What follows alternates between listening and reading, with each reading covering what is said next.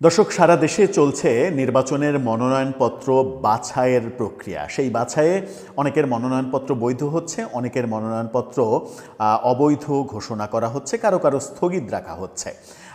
এখন পর্যন্ত মনোনয়নপত্র বাতিলের দিক থেকে বড় দুইটা ঘটনা ঘটেছে। একটা, বিএনপি জোটের প্রার্থী নাগরিক ঐক্যের মাহমুদুর রহমান মান্নার পদত্যাগ মনোনয়নপত্র বাতিল করে দেওয়া হয়েছে। সেখানে বিএনপি থেকে একটা আভাস পাওয়া যাচ্ছে যে বিএনপির যে বিকল্প প্রার্থী মনোনয়ন জমা দিয়েছিলেন তিনিই এখন বিএনপি জোটের প্রার্থী হয়ে যাবেন যদি মাহমুদুর রহমান মান্নার মনোনয়নপত্র আপিলেও না টেকে।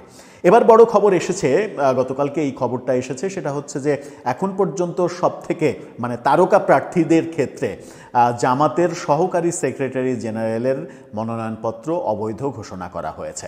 ঘটনাটা ঘটেছে কক্সবাজারে। এই নেতা, জামাতের এই নেতা হামিদুর রহমান আজাদ, তিনি 2008 সালের নির্বাচনে যেখানে ভূমিধস বিজয় হয়েছিল আওয়ামী লীগের, সেই নির্বাচনেও কক্সবাজার থেকে তিনি জিতেছিলেন। কি হলো, কি খবর আসলো সেখান থেকে, কেন তার মনোনয়নপত্র বাতিল হয়ে গেল? যখন অনেকে আলোচনা করার চেষ্টা করেন এটা যে এই সরকারের ওপরে জামাত ইসলামীর কর্তৃত্ব অনেক বেশি রয়েছে, সেরকম অবস্থায় কক্সবাজারের ডিসি জামাতের এই বড় নেতার মনোনয়নপত্র বাতিল করে দিলেন কেন?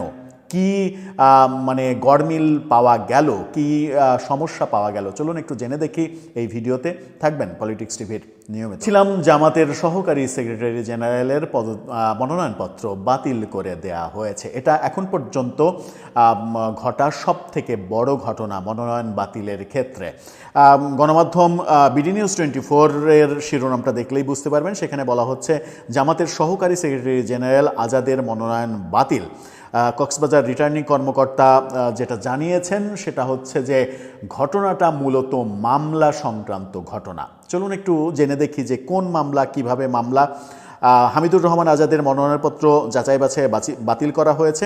শুক্রবার সন্ধ্যার পরে কক্সবাজার জেলার রিটার্নিং কর্মকর্তা ও জেলা প্রশাসক আব্দুল মান্নান যাচাই বাছাই শেষে হামিদুর রহমান আজাদের মনোনয়ন প্রথমে স্থগিত করেন, কিছু সময় পরে সেটা বাতিলের সিদ্ধান্ত নেন।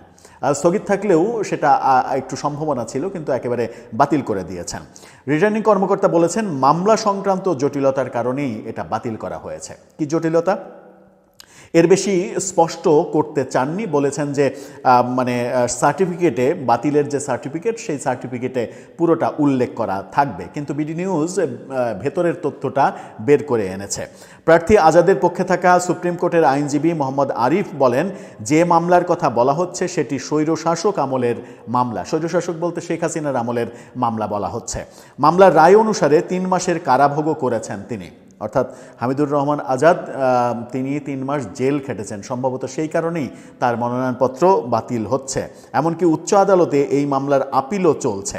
আইনজীবী আরিফ বলেন, মামলাটি ছিল একটি আদালত অবমাননার মামলা, এবং আদালত অবমাননা হচ্ছে আন্তর্জাতিক অপরাধ ট্রাইব্যুনাল, যে ট্রাইব্যুনালে এখন শেখ হাসিনার বিচার হচ্ছে, যে ট্রাইব্যুনালে ওই সময় যুদ্ধাপরাধের বিচার হচ্ছিল, সেই ট্রাইব্যুনালের অবমাননার মামলা মূলত। আমাদের কোনো কথা না শুনেই রিটার্নিং কর্মকর্তা একতরফাভাবে এই সিদ্ধান্ত নিয়েছেন বলেও প্রার্থীর পক্ষে জানানো হয়েছে। এদিকে জামাতের প্রার্থী হামিদুর রহমান আজাদ তার হলফনামায় 70টি মামলার তথ্য দিয়েছেন। তার নামে 70টি মামলা, তবে অধিকাংশ মামলাই প্রত্যাহার করা হয়েছে বা তিনি খালাস পেয়েছেন। শুধুমাত্র একটি মামলা আপিল বিভাগে বিচারাধীন হিসেবে হলফনামায় তথ্য দেওয়া হয়েছে।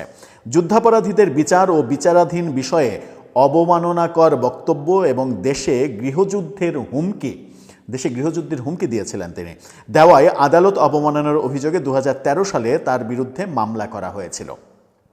ওই বছরের 4 ফেব্রুয়ারি রাজধানীর মতিঝিলে জামাতের এক সমাবেশে হামিদুর রহমান আজাদ, তৎকালীন জামাতের ভারপ্রাপ্ত সেক্রেটারি জেনারেল রফিকুল ইসলাম খান এবং মহানগর সহকারী সেক্রেটারি সেলিম উদ্দিন বিচারাধীন বিষয়ে বক্তব্য দিয়েছিলেন।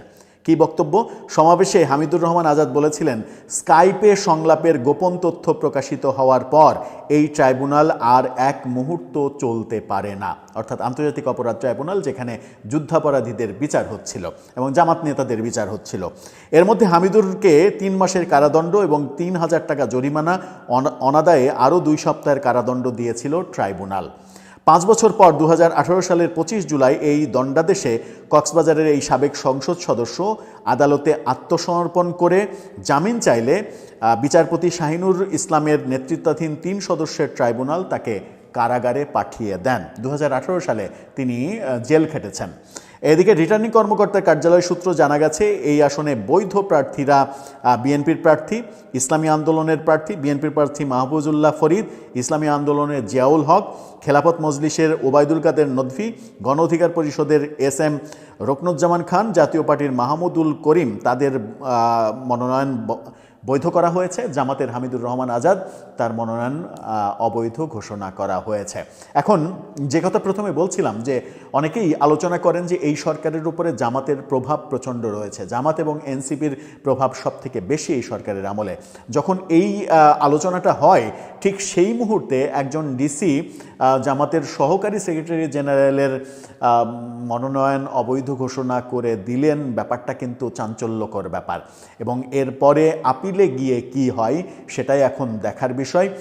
আপিলে গিয়ে হামিদুর রহমান আজাদ হয়তোবা টিকে যাবেন নানাভাবে, নানা দিকে তদবির করে, নানা দিকে তাদের রাজনৈতিক প্রভাব তো রয়েছেই, টিকে যাওয়ার সম্ভাবনা তো রয়েছেই। এখন দেখার বিষয় সেটা কি হয়। তবে এখন পর্যন্ত মনোনয়ন বাতিলের যে ঘটনাগুলো আমরা গণমাধ্যমে আসতে দেখছি, তার মধ্যে তারকা ক্যান্ডিডেট এই দুজন, মাহমুদুর রহমান মান্না এবং সবথেকে বড় নেতা, মানে আকারে বড় নেতা, জামাতের যেহেতু সহকারী সেক্রেটারি জেনারেল তিনি সবথেকে বড় নেতা, এবং এই ব্যাপারটাই সবথেকে বড় ঘটনা যার মনোনয়ন বাতিল হয়ে গেল।